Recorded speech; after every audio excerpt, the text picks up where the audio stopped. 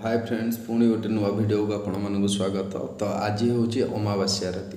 तो बर्तमान 16 पूजा चलती माँ को 16 पूजा अमावास्या राति। तो आज राति माँ को विभिन्न रूपर चंडी चामुंडा रूप सब आज सब बाहर बुलंदी बोलिकी यहाँ लिखाई शास्त्र रे।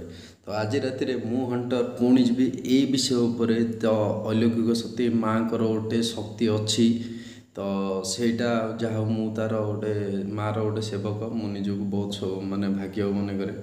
तो आज लाइट सेटअपटा भी पूरा से भाई। तो आज राति अमावास्या राति तो डरावना भी अच्छी। तो मु जाऊँगी तो मो चैनल को सब्सक्राइब करूँ, लाइक करूँ, सांग होगी आगू बढ़िया। मार आशीर्वाद अच्छे, माँ जग माँ का आशीर्वाद अच्छी।